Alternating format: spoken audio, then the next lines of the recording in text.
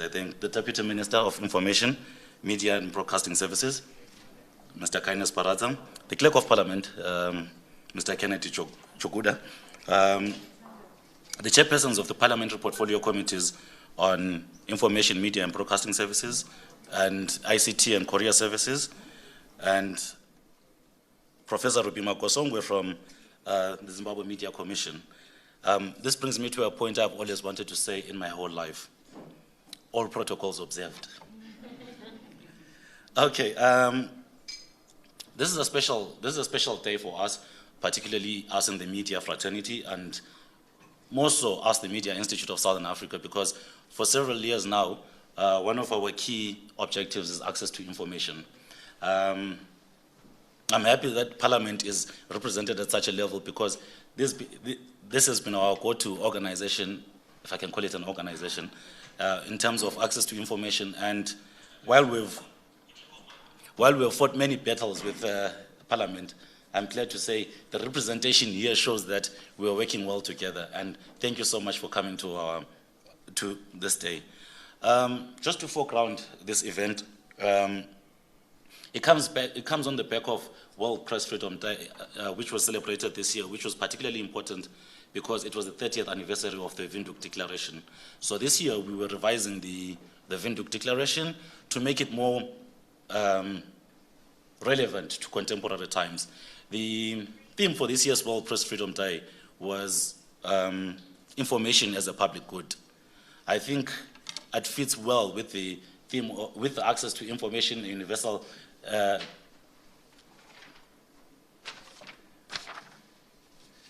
It fits well with the theme of this year's International Day for Universal Access to Information. This year's theme is Right to Know, Building Back Better with Access to Information. I think, just to, so that I don't talk too much, as I'm not the guest here, just to foreground the importance of access to information. Access to information is an enabling right. You cannot do anything without access to information. Your right to health, your right to life, your right to anything cannot go ahead without access to information. Right now, we're in the middle of COVID pandemic. The numbers have decreased a bit.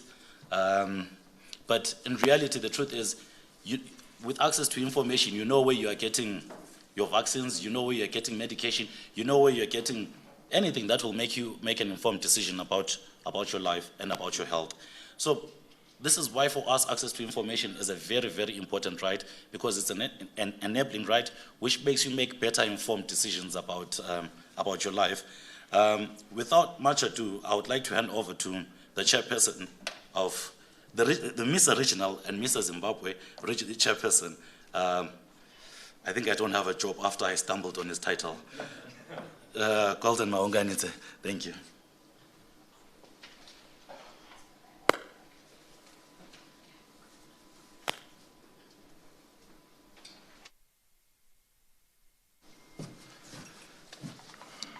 Thank you very much, Mr. Machazi. I think because of the social distance, you may allow me to remove my mask.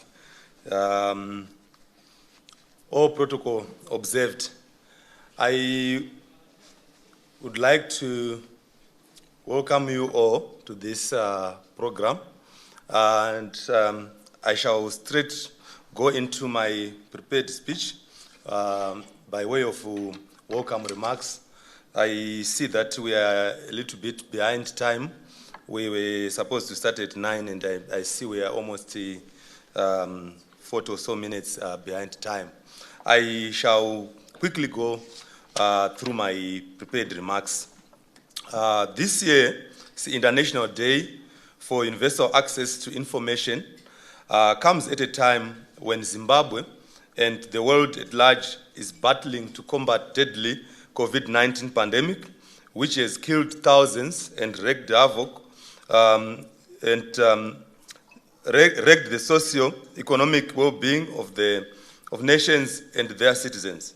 In that regard, the 2021 theme, Right to Know, Building Back Better with Access to Information, is timely given the critical importance of citizens' right to access information on issues that affect their daily lives for informed decisions and choices and socio-economic development. Unfettered exercise and enjoyment of the right to access to information in the wake of the COVID-19 pandemic and declining economies is of paramount importance in the fight against the pandemic to save human lives, which are critical in rebuilding devastated economies. The government's weekly cabinet media briefs and updates on the measures being taken to contain the spread of the pandemic is progressive and is at the core of the need for public institutions to proactively disclose information on issues of national importance and significance.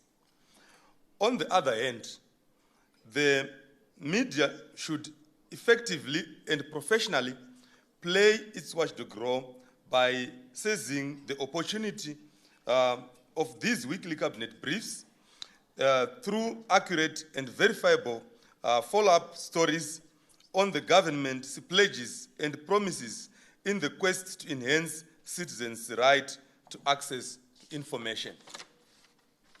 Misa Zimbabwe, therefore, acknowledges the commendable steps taken by the government of Zimbabwe to foster and nurture the exercise of the right to access to information through the enactment of Freedom of Information Act. Enactment of the Freedom of Information Act is in compliance with Section 62 of the Constitution, which provides for the right to access to information. We also take note of the licensing of 8 more community radio stations, as this will enhance access to information and exchange of ideas on issues that affect marginalized communities for government's attention. The national geographic spread of the licensed stations is also of vital importance at a time when the country is fighting the spread of the deadly COVID-19 pandemic. With community stations restricted from operating for profit, it is imperative for government to come up with sustainable policy framework on how these outfits can remain financially viable without compromising their editorial independence once they start broadcasting. Government has also gone a step further following the recent gazetting of the Freedom of Information regulations that will guide disclosure of information by public entities. The regulations make it mandatory for all public and private entities to have information officers responsible for handling information requests and disclosure of information to the public. This should go a long way in speedily providing citizens and media practitioners access to information held by public bodies with minimum hindrances, with the minimum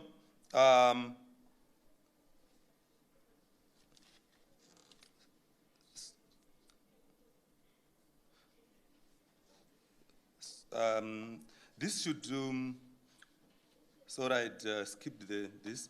This should go a long way, allow me to repeat, this should go a long way in speedily providing the citizens and media practitioners access to information held by the public bodies with minimum hindrance and without the usual bureaucratic bottlenecks.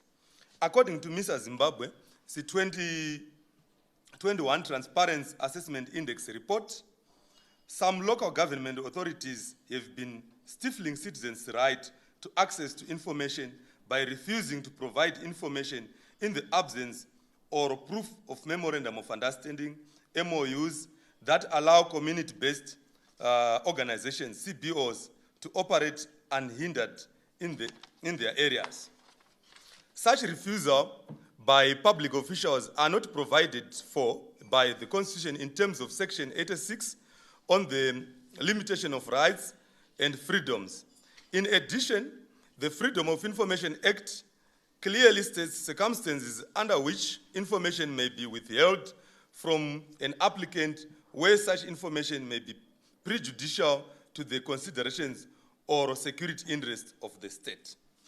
We therefore hope that the information officers will not abuse their positions but will only withhold certain information as provided for and exempted by the law in the interest of, among others, national security.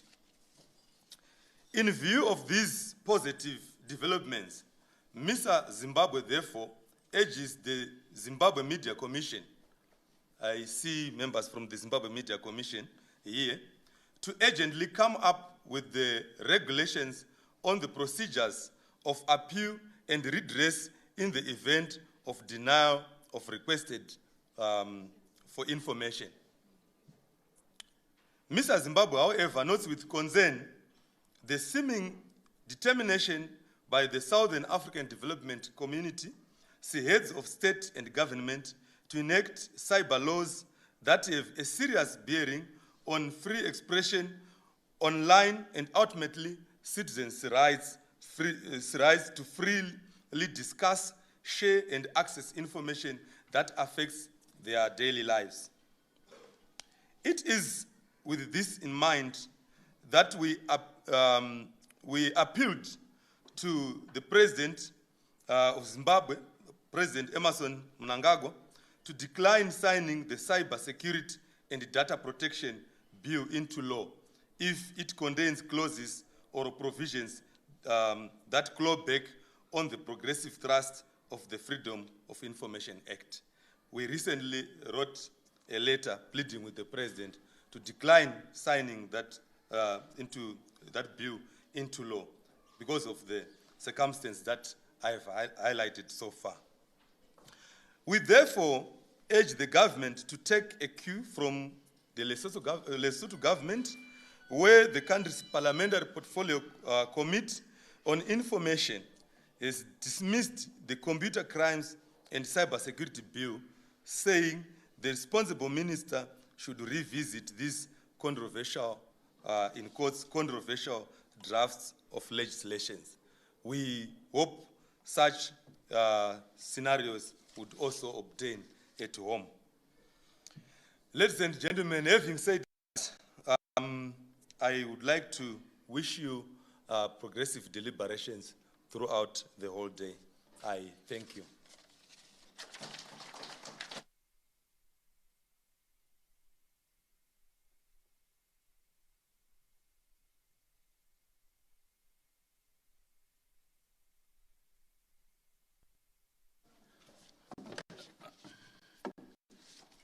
Okay, I like the speed at which this is moving.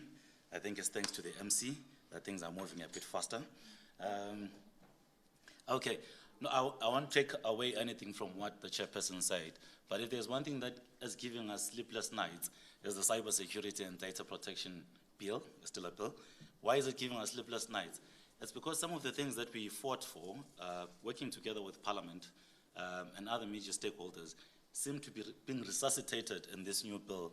So maybe this is a last stage appeal from us, but yes, it's giving us sleepless nights, and as the chairperson has highlighted, we've written to the president to say, please, one more time, give it a bit of consideration.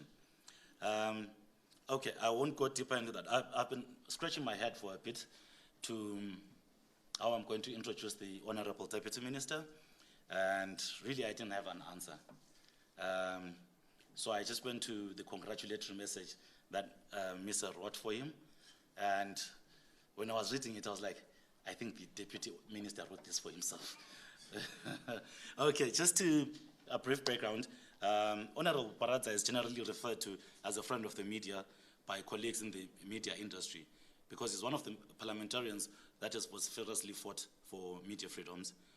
He's widely known as KP within and outside the media sector, and he's a veteran journalist who is passionate about professional journalism grounded in the profession's codes and ethics.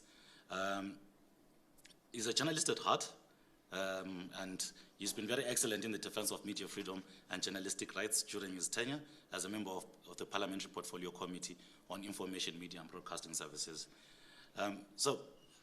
Imagine our excitement as the Media Institute of Southern Africa and other stakeholders when he was appointed Deputy Minister. I hope he doesn't change his ways. Prior to this, he was also at the forefront and debating and pushing for positive amendments to the Zimbabwe Media Commission Bill, which has now been enacted by the President, as we are all aware. So without further ado, before I spoil this address, may I please invite Honorable KP to come and address us. Thank you.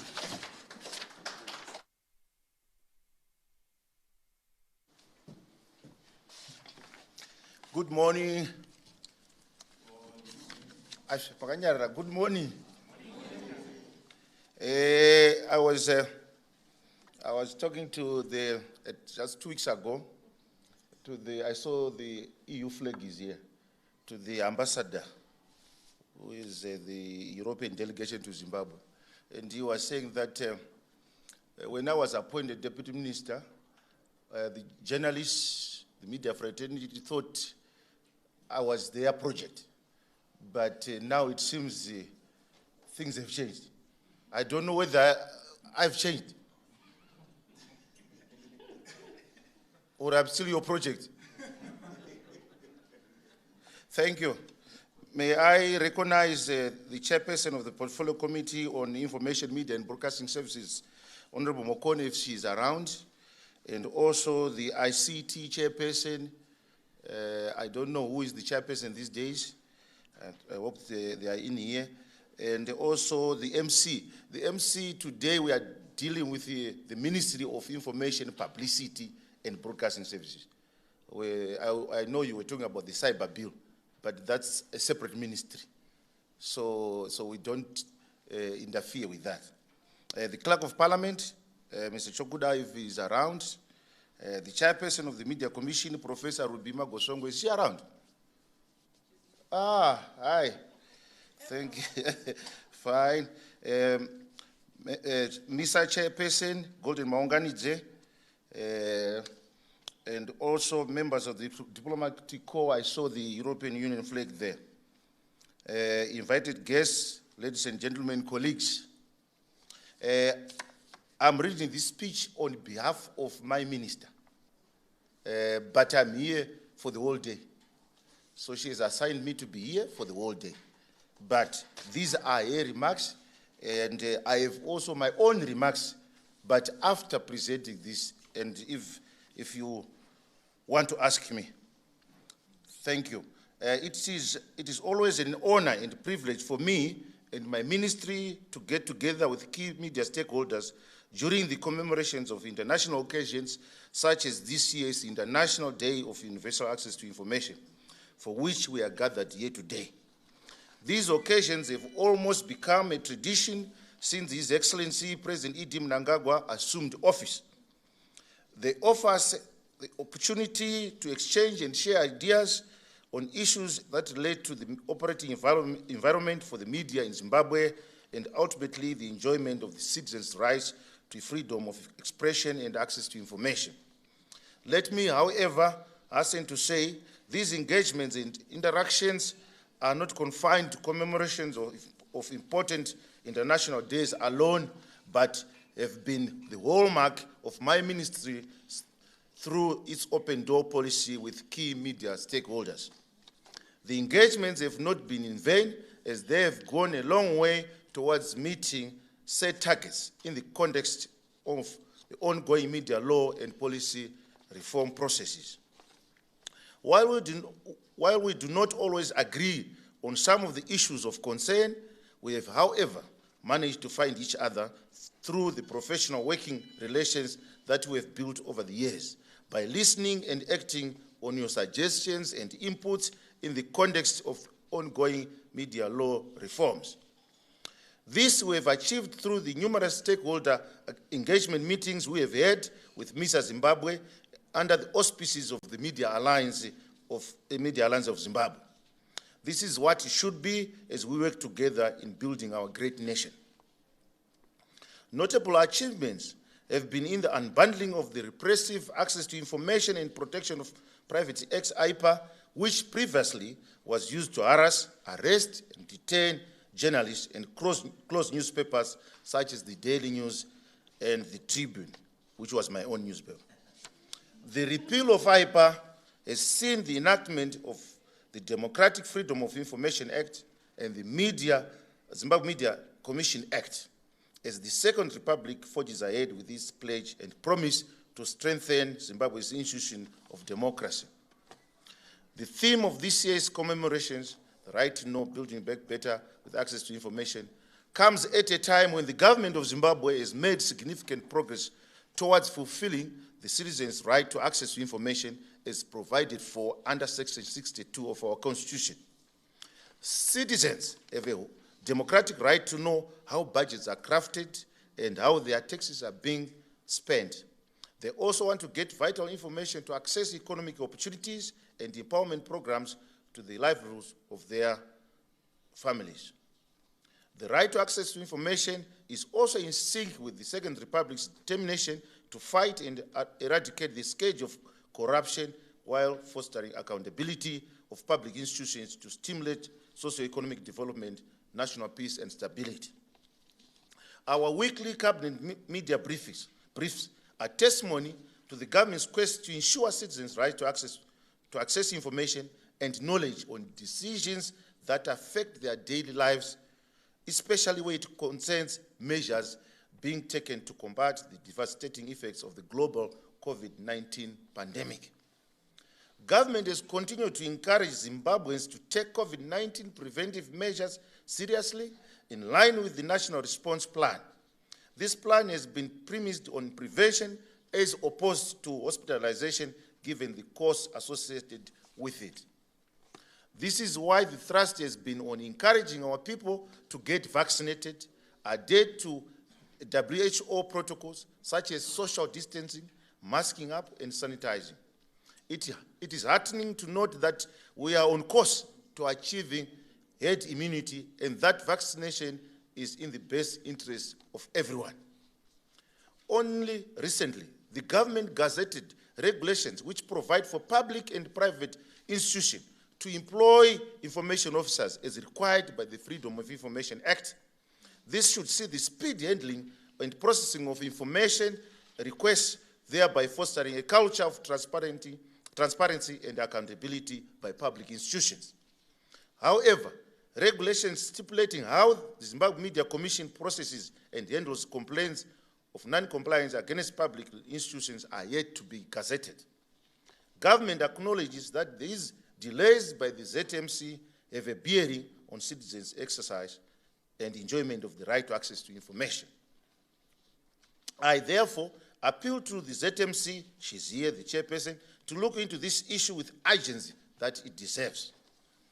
In the absence of these regulations, this leaves citizens with the option of approaching the High Court as provided for by the law, which is an expensive, long, and tedious route.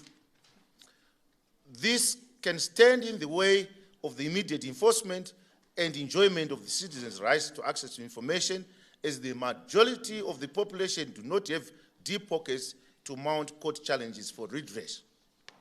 My ministry is also aware that a number of public institutions are still to come to terms with this new culture of transparency and accountability, as they still have challenges in embracing and complying with provisions of the Freedom of Information Act for various reasons. Others are still trying to familiarize themselves with the new law, but ignorance of the law is no defense. Every public institution must be up to speed with the requirements of the law when citizens exercise their rights by approaching them for information. Now, coming to community radio stations. In keeping with the new thrust, the government has thus far licensed 14 community radio stations, 6 campus radio stations, and 6 private television stations. Huh? This demonstrates our commitment to enhancing the enjoyment of the right to access to information by the citizenry. Only yesterday, I was in Chimanimani for the handover of community radio equipment. This is enough testimony that as government we are indeed committed to opening up the broadcasting space to more private and public players in line with our media reforms. The community radio stations, once they start broadcasting, will go a long way in enhancing access to information in marginalized communities while keeping government informed on issues that need to be addressed at grassroots level. Now on media freedom. Government will continue to work towards minimizing attacks and harassment of journalists who are legitimately doing their work. A free media is critical in ensuring citizens' right to access information, especially in this era of fake news that is undermining the fight against COVID-19. Allow me, therefore, ladies and gentlemen, to reiterate my government's commitment to co-regulation of the media as we continue to engage on this outstanding matter with key media stakeholders in that regard. And in conclusion, as I've mentioned earlier in my speech, let us continue to work together in harmony for the greater good and development of our nation.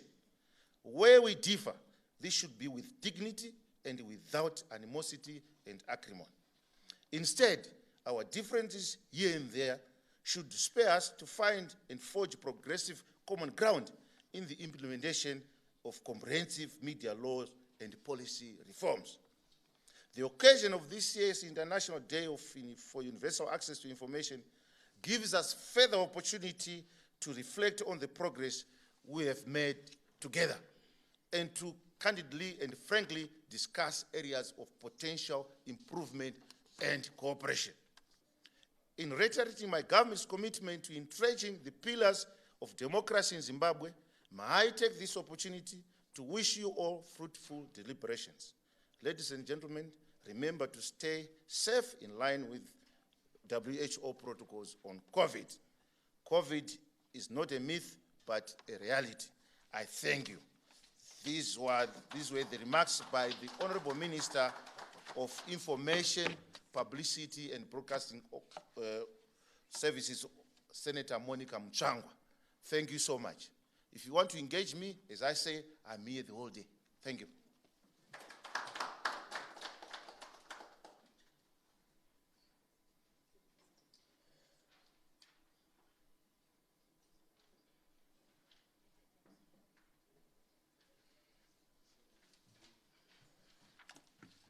Thank you very much, Honorable Minister. Especially towards the end, I loved the passion as you were delivering your closing remarks, as you were delivering your conclusion, particularly on attacks on journalists. Last year was a bad year. If I'm not mistaken, if I can recall from the top of my head, we had up to 52 individuals or media organizations that were attacked, which was really bad for us as a country, because when people look at us as a country, they'll look at the number of attacks and ask themselves questions about, do we really want to get ourselves involved with such people? But on the plus side, this year has been a big improvement. At the beginning of the year, when the lockdown was implemented, because most of the attacks that happened last year followed the lockdown regulations. So at the beginning of this year, we wrote to Parliament, we wrote to the police, and asked how we can better engage each other so that we see a reduction in terms of attacks on journalists. He gave an example of an attack on media when his own media house was shut a few years ago, maybe a few decades ago. But it's a good sign that this year, it's not a good thing, but we are happy that at least there's been a reduction in terms of media violations this year. And we hope it continues this year into the future. Another thing that I know we have spoken a lot about in terms of our organizations is in terms of co-regulation. I think right now we are stuck somewhere, but hopefully it moves. There's a logjam, but we are looking forward to co-regulation. I won't go into details in terms of that one. I saw a very interesting story in the Standard this week in terms of the logjam, in terms of co-regulation. I don't know if this would be proper, but I'll just suggest it. I don't know if there are any responses to the minister's address, and then we can take it from there. Or everyone, I was expecting you, ma'am. I was looking at you, actually. Yes. How are you? Morning, everyone. It's just a quick, comment, a quick response. that ZMC is actually in existence because of the media. So we cannot afford having any tensions or acrimony, as it were, because it doesn't take us anywhere. Quick comment on Honorable Deputy Minister's remarks. He has called for ZMC to expedite the publication of regulations in relation to FOIA. We already have the regulations for FOIA. We are celebrating access to information, isn't it? Yes. And the regulations were gazetted. I actually have a copy with me. I made it a point that I bring a copy. So it's up to us to keep in tandem, keep in touch with the developments and the publications that would have made by our legislators. That's the only comment I wish to make at this juncture. ZMC did their part, Parliament did their part, Attorney General did their part, and the regulations are in place. So it's up to us to go and get them and acquaint ourselves with how the processes by which people can actually access, information, and also for accountability purposes. I have a copy here. If you want to photocopy, you are free to borrow, but the government gazette has already done their part. Thank you, Honorable Deputy Minister. As far as the Zimbabwe Media Commission Act regulations are concerned, they're already with the Attorney General. And we are all aware of the bottlenecks that have happened because of COVID-19, the 25% workforce reporting for duty, and the inhibitions that go with that. And there's no way by which we can have shortcuts, ladies and gentlemen. These are processes that have to be followed according to the book, so that at the end of the day, we are all accountable. So I want to thank you for affording me this opportunity to make a quick comment. Thank you.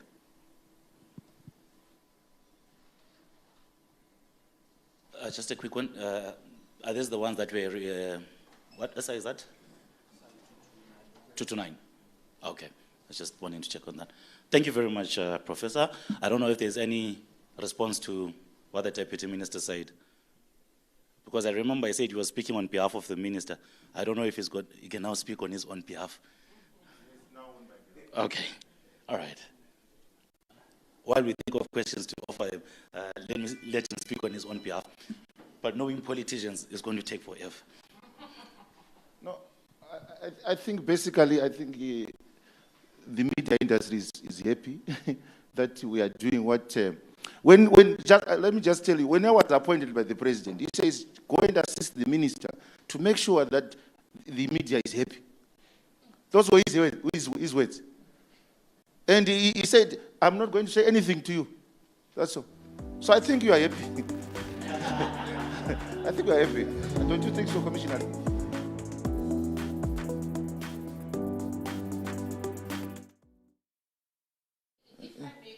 Yes.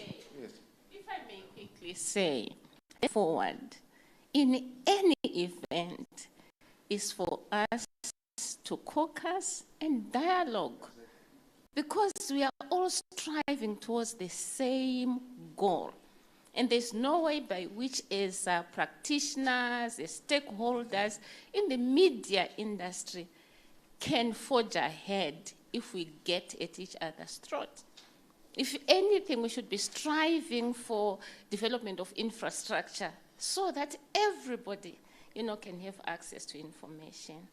And it is our duty as the media to actually, write positively on the developments that have taken shape, and also argue in a constructive way so that at least we can forge ahead. There's no point in fighting, ladies and gentlemen. Thank you. Thank you very much, Chairperson. And also, just possibly to let you know that on the unbundling of IPA, we were working on the Zimbabwe Media Practitioners Bill, whatever name we give it. And we try to engage the industry, the stakeholders, as well as the commission, but there were issues which we thought as a ministry, let's give you a draft. So we are doing a paper right now as a ministry, and we are coming back with that paper so that all of us, we can debate and reach a consensus on the way forward. The ZMC, they have their own position, and the industry has their own position. You see? So we are compiling that as a ministry so that we come up with a position paper.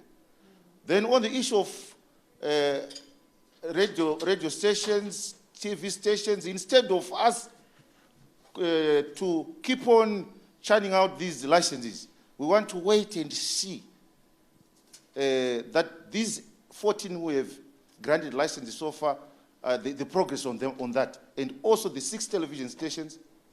Is there any progress? So we are waiting to see the progress.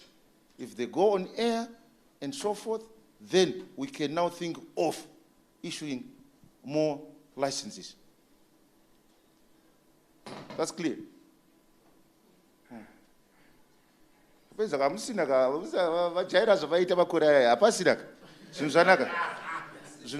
days. Just before I go to the question for you, if the industry is happy, any chance of you bouncing back in the media?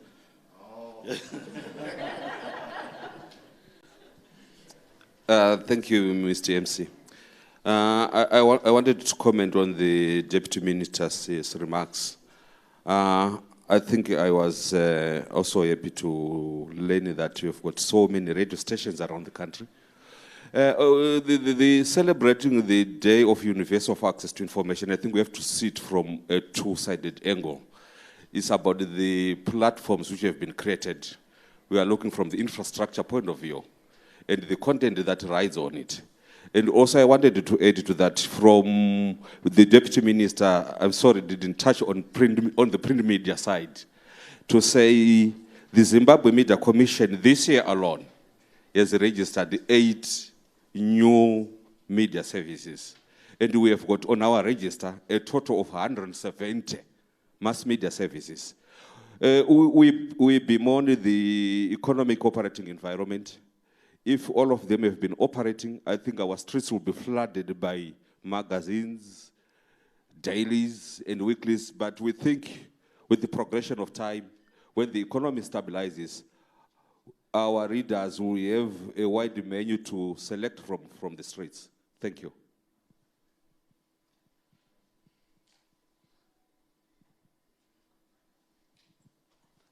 Thank you very much.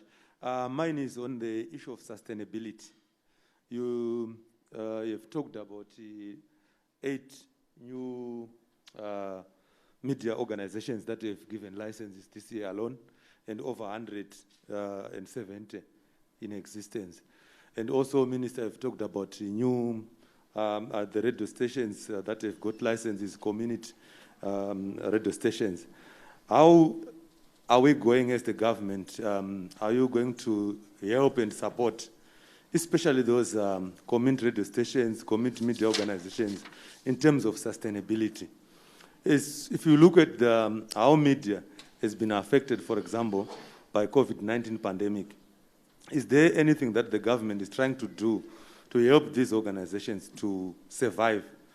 Those that have been given licenses, for example, community media radio stations, I understand most of them failed to even raise money to pay for license fees, let alone buying equipment in terms of for them to be able to broadcast.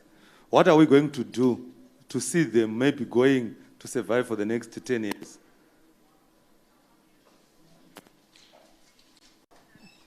Just to add on what my chairperson said, one of the key issues that we were talking about this year at World Press Freedom Day was media viability. We have seen, as he was rightfully saying, we have seen lots of media houses shutting. We have seen lots of media houses downsizing, even here in Zimbabwe. Not to not to stroke his ego a bit, but I'm sure Tribune was selling more than what Daily News and Newsday or Herald are selling today, back in the day. And it's a question of media viability. And what we are faced with is a situation where fake news will spread because we don't have credible, newsworthy, viable media organizations. So we're now going to rely on some startups that are not fully funded, that cannot really report on everything. So what we'll have is our news being shrunk to Harare, a bit in Bulawayo, Gweru as an afterthought, and the rest of the country is forgotten. I remember last year my chairperson wrote to the Ministry of Information. I don't know if he received a report, a response. I wasn't employed by him then. I don't know if he wrote a response. He got a response where he asked the Ministry of Information to say our media is in such a fix. What can be done to save it? What tax break? What innovation can be done to save our media? Because right now, I think we're in a fix and we are not really being open or honest about it. Thank you very much. You see, government has created an environment where you should flourish as media. And it's not now the duty of government to make sure to give you money. However, what we've done with community radio stations, we are going to use a media fund to buy equipment for community radio stations. So most of the equipment right now is coming, possibly in the next few weeks, to capacitate some of the those who got licenses earlier than these latest 6. So, and also UNESCO has donated 2 sets of studio equipment. So we gave yesterday in Chimani, and the other one we're going to give to somewhere in Chipinge. And also, you should be happy that, I don't know that Zakras is here. We should have that, yeah, we gave more than 5 of your members, or 50% of your members. And we know, Zakras, you have your own way of getting equipment. So go ahead and get that equipment and make sure that you install in your radio stations. And we are encouraging, actually, because this is not a commercial venture. This is community radio. They are not commercial ventures. But we have Zimbabweans who are in the diaspora who are willing to assist their communities so they can assist their communities with equipment. So we are open to that. And the other issue is on viability. This economy actually is not, cannot sustain all these licenses you have been crying for all these years. And some of the people who got actually licenses, they are just brokers. They wanted to use those licenses to get money. We know it in terms of commercial licenses. Yes, let me just correct you on the issue of failure to pay for license fees. I can tell you that all of them have paid their license fees, the community radios, as well as the television, television license holders. They've all paid. But they are struggling to set up shop.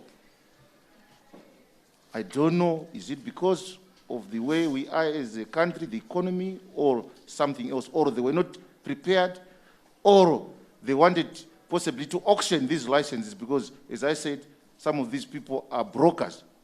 Thank you. I hope this is the last intervention.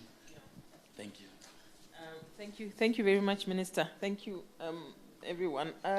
Just to follow up on what the Minister said in response to the question about what is government doing about perhaps funding. I'm not quite sure exactly what, maybe the media houses themselves should come up with some sort of explanation on what they mean by what is government doing, because then that brings issues of editorial independence and just general freedom.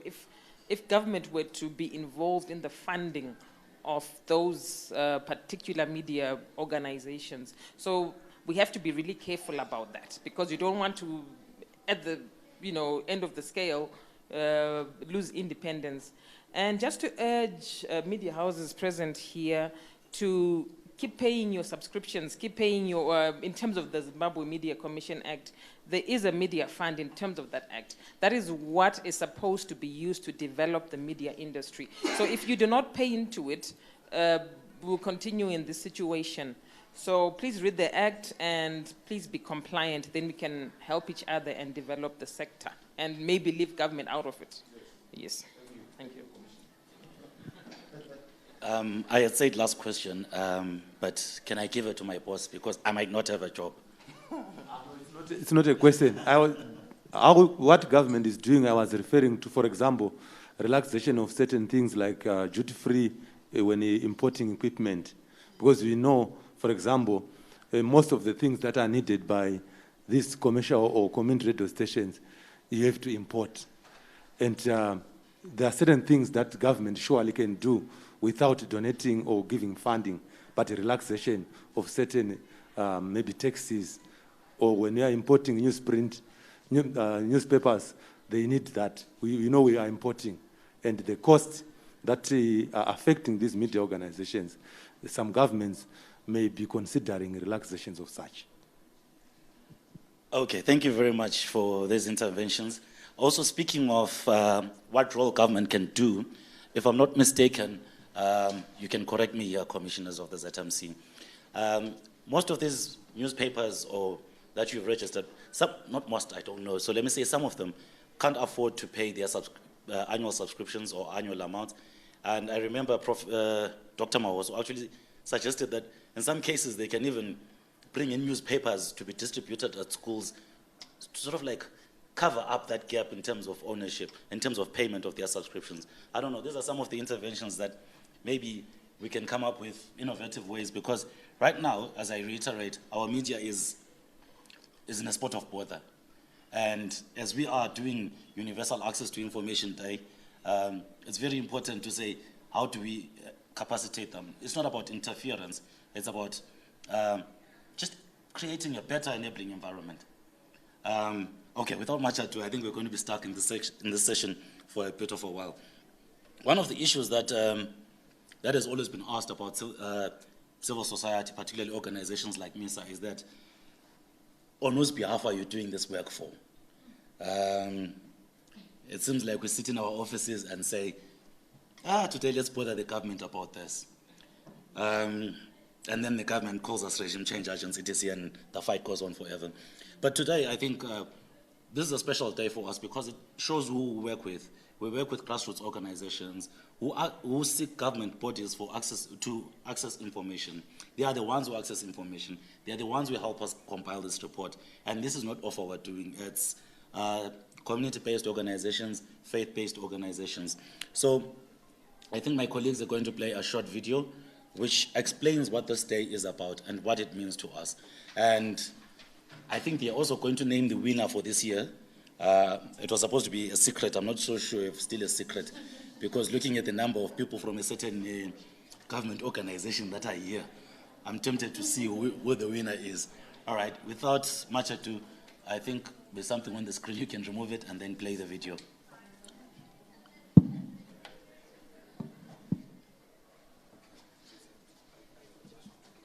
Oh, okay, sorry, I jumped the gun. I was getting excited by the people that we work with. My colleague Melvin is going to speak for a few minutes about this year's, we call it the Transparency Assessment Index, and he's just going to give a few remarks about the work that we have done in terms of that report. Okay, thank you very much, ladies and gentlemen, for gracing this occasion. As Mr. Machazi has already gone through the principles behind doing this kind of work, this is really just citizens' perspectives on how they perceive our public institutions in terms of how responsive they are when they are approached for the information that they hold on behalf of citizens. I remember when we were starting with this, one of the remarks that was made by one of the senior government officials was, why are you guys fighting IPA? Where is the evidence that IPA is not a good law? And this is one of the things that inspired this this transparency report, in that we then said, okay, let us hear from the citizens what they think about the state of access to information in our institutions. So we started to support information requests from CBOs, from ordinary citizens, and from journalists who were making information requests to public institutions, and we were gauging how these public institutions responded to these information requests. When it started, we did not have the Freedom of Information Act that we now have. So it was common, especially around the 2015s, to hear a public official at an institution ask you, what do you want to do with the information when you went there asking for information? Or, I mean, it came from being plain rude to actually now, we now have institutions that are quite friendly and responsive to information requests. So we also assess the websites of these institutions to see whether they have websites and whether they are proactive in sharing information on those websites. Do they share information such as tenders, such as job vacancies that our citizens really want to know about? So we then grade and award points based on that criteria. We also look at how institutions are proactive on social media. We have public institutions, for example, such as the Ministry of Information, which is very active on Twitter and is constantly posting information. But we also assess them on how they respond to information requests. So, as you all know, the new Freedom of Information Act allows citizens to make information requests in writing, to which these must be acknowledged within 7 days, and they must be responded to in writing in 21 working days in the language of the person's choice. We have 16 official languages that are recognized by our Constitution, so we expect public institutions to be sensitive to all these languages and respond in those languages. We work with CBOs, for example, that represent interest of people with disabilities. Are our public institutions ready to respond to those requests in Braille form, for example, or in sign language? Because these are citizens who should not be left behind. So this is what we look at, and we have a grading system where we then award points to these institutions based on how well they are responding to questions and how well they are adhering to the provisions of the Freedom of Information Act. We have already heard the Minister saying that some are still trying to learn and to understand the law, so it's a bit slow. Let me also hasten to say that this exercise is not a witch hunt where we are looking for institutions that are not adhering to the law and then crucifying them. But rather, it's a mechanism where we then peer review and see areas where we need to improve.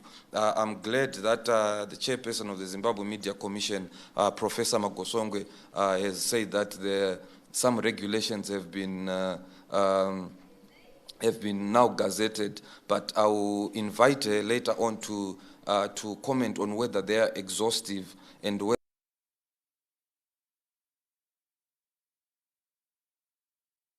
appeals if someone is denied information by a public institution. We had situations where CBOs, they will report what happened when they were requesting information. Some of them were ignored and not given the information that they wanted, but they did not have any recourse. But the law allows them to approach the ZMC for recourse or the High Court. But as we know, the High Court may be a costly option for many of our poor citizens. So I would just like maybe later to update us on whether the ZMC is now ready to receive those complaints and appeals, and whether these gazetted regulations actually cater for that. So let me just read out the names of the institutions that were assessed in 2021. In 2021, we assessed the Bulawayo City Council, Empower Bank, Harare City Council, Lupani Local Board, Ministry of Environment, Climate Change, Tourism and Hospitality Industry, Ministry of Information, Publicity and Broadcasting Services, Ministry of Health and Child Care, Ministry of Lands, Agriculture, Water and Rural Resettlement, the Parliament of Zimbabwe, and the Zimbabwe Electoral Commission. I'll invite my colleague, Ms. Chido Lucius, who was working closely with the CBOs to make this possible, to play the summary of our findings.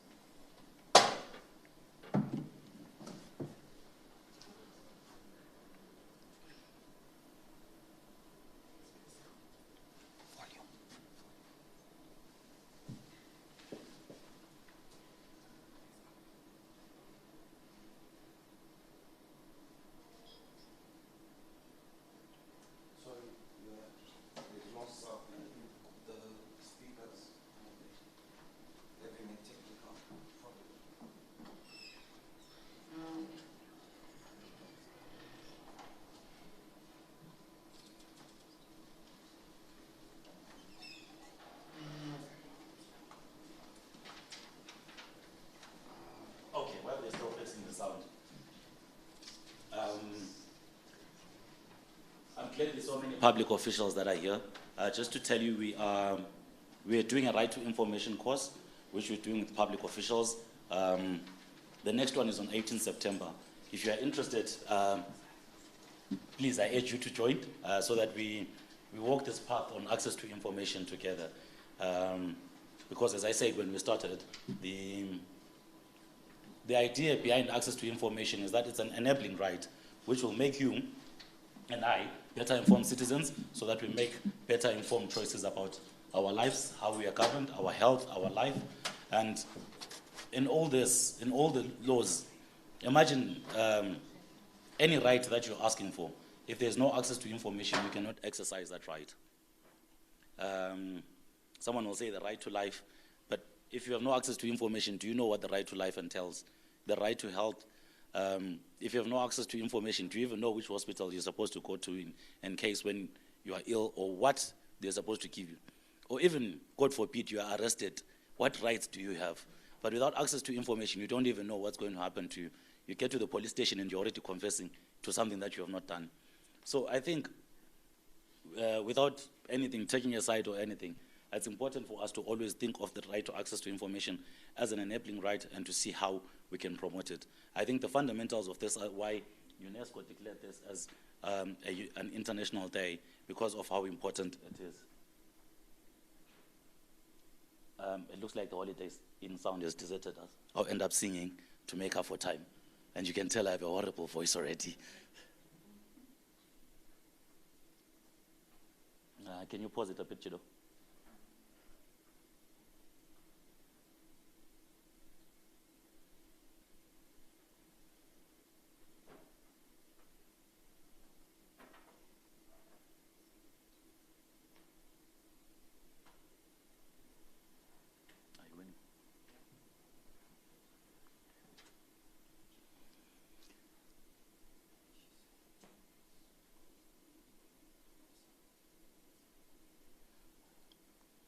Oh, there's no one with an external speaker. I see people carrying external speakers these days.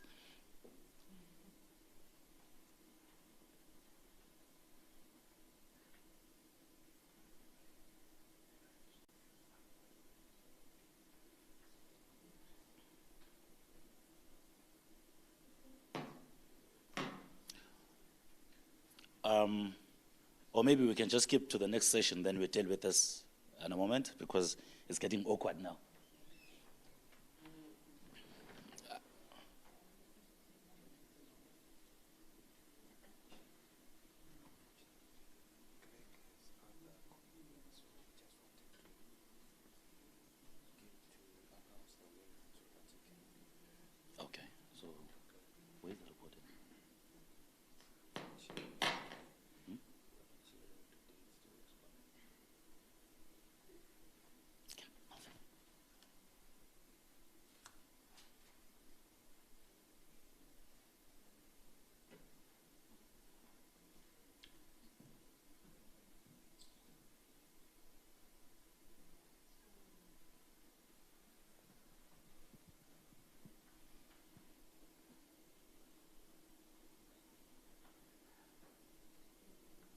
Okay, I was still speaking about the right to information course, which I don't know if Malvin has shared with you because he's the one who works a lot with Parliament, but I'm going to ask him that he shares with you. What we want to do is we want to invite particularly the organizations that we've worked with in terms of this report, those that did well and those that didn't well, so that we assess. I think it has to be a continuous assessment that we assess how far they've gone and if there's been any improvement. I think what we call it, we have the golden padlock, which is, sorry, Malvin, is the golden padlock for the most open? Oh, for the most secretive.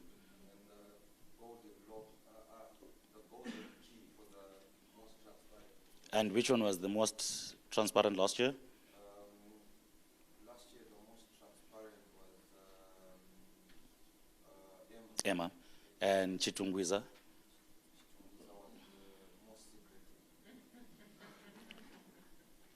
Was Chitungwiza assessed this year again? No. Okay. But we are glad to say that Chitungwiza took the feedback well, and those working with them now say that whenever you request information, there are no requirements or anything. They just reply and they have the information. They give you written reason why they don't have information. What they will tell you.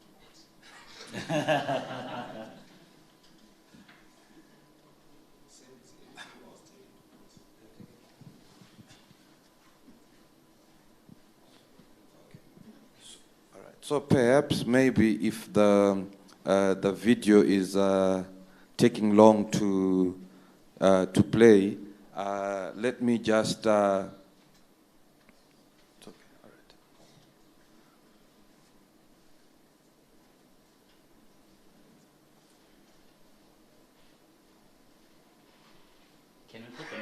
Can we put the microphone next to the laptop? Maybe that will help. Yeah, maybe.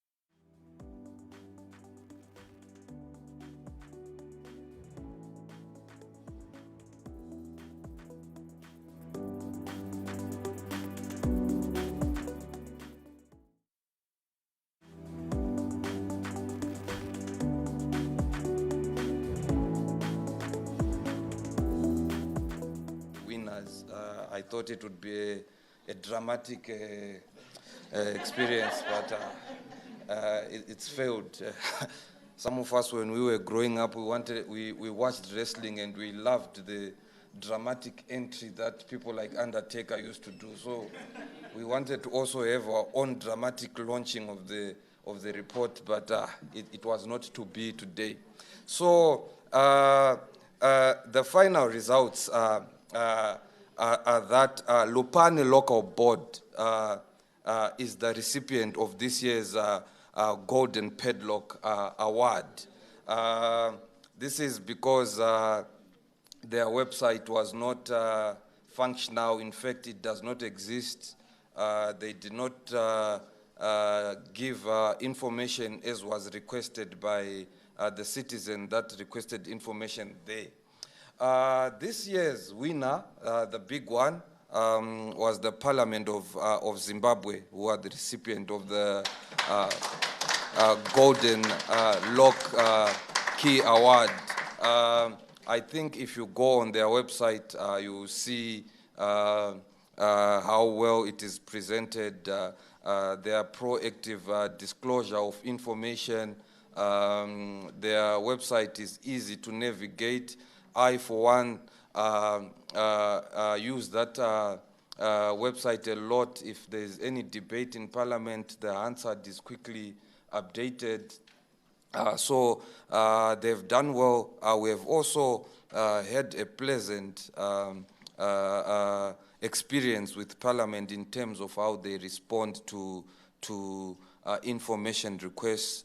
It's not just information requests with them, but even with letters that you write seeking clarity on issues. So I think this year's winners, Parliament of Zimbabwe, are worthy winners. We'll see next year if they maintain the momentum.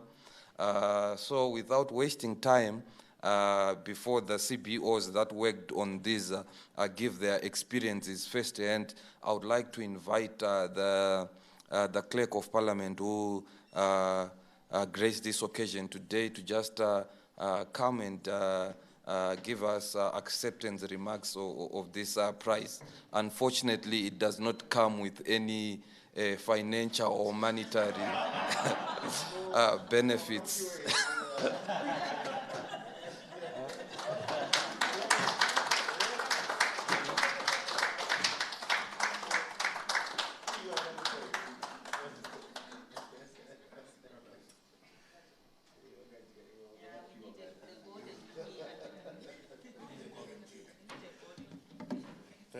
Thank you very much, Master of Ceremonies.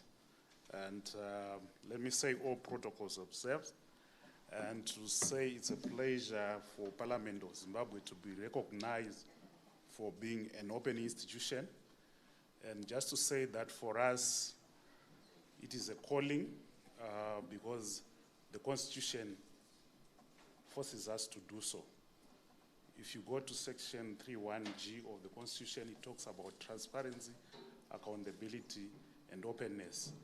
You go to section 117.1 of the Constitution, it says the legislative authority of Parliament is derived from the people. So whatever we do as an institution must be for and moved by the people of this country. So that's what drives us in terms of our work. You go to section 141 of the Constitution, it talks about Parliament being open and accessible to the public. And hence, since the coming in of the new Constitution, we have done quite a lot to try to live up to what is expected of us in terms of the Constitution. So the website, we view it as our gateway to the public, especially with the movements in technology. Just for the information of people in the house, we have the website that you are talking about is the old one. Last week we launched a newer version of the website. So you'll be seeing a revised version of the website. We're trying to make it more interactive to the public. We also want to try to make it also accessible to people with disabilities so that it is able to respond to people that are visually impaired, also we were hoping that we'll also be able to have a platform that allows people with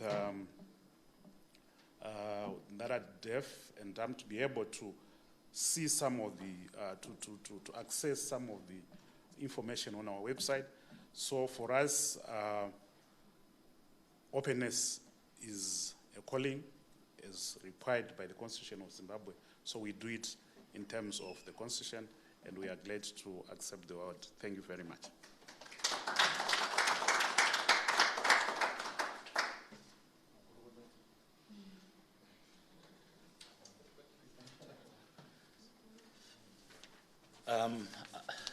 Thank you very much, Honorable Clerk of Parliament. I'm not going to call Zach or anything, but the guy who spoke before me, he works in our organization, is the one who works with Parliament, and is also the one who's responsible for Transparency Assessment Index. I'm not saying this has got anything to do with Parliament winning the award.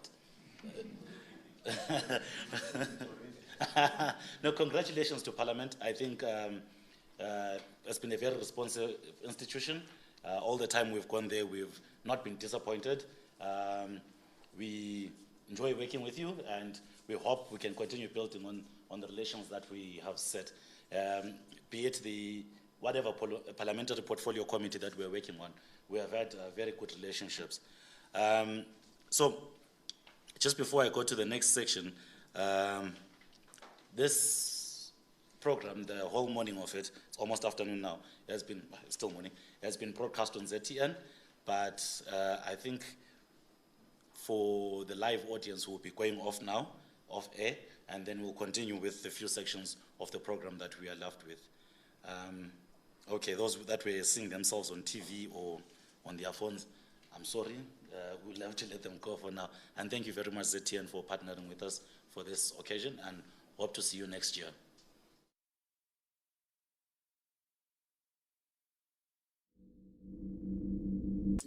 Transparency Report. Over the years, Misa Zimbabwe has been producing a Transparency Assessment Index to measure how responsive public institutions are to information requests or proactive in sharing information. Institutions are identified and letters are written. The process is monitored. Zimbabwe enacted the Freedom of Information Act in 2020, so the process is measured against the provisions of this law. For example, the law says the public institution must provide the requested information in writing within 21 working days. The information may be provided in the language of the applicant's choice. The study also looked at websites and social media accounts of the identified public institutions. Points were then allocated. In 2021, the study looked at 10 public institutions. These were the major findings. Some public institutions denied information requests on the basis that the CBO requesting the information had no memorandum of understanding with the public institution in question. This is illegal. Information can only be withheld if it compromises the security circumstances of the country. All the websites are not compatible with mobile devices despite most Zimbabweans connecting to the internet using phones. Most institutions did not have information officers. Some institutions did not respond to information requests in writing as required by the law. The average score for the 10 institutions was 20.6 out of 40. This is low for a country with an access to information law. The study looked at whether websites had updated information, proactively disclosed information such as budgets and tender opportunities, institutions that adhered to the provisions of the Freedom of Information, such as acknowledging receipt of information's requests or responding in writing, scored highly. Based on these findings, it was found that the winner of the Golden Lock Pad Award, that is the most secretive public institution, is Lupane Local Board, and the winner of the Golden Key Award, that is the most open or transparent public institution, is the Parliament of Zimbabwe.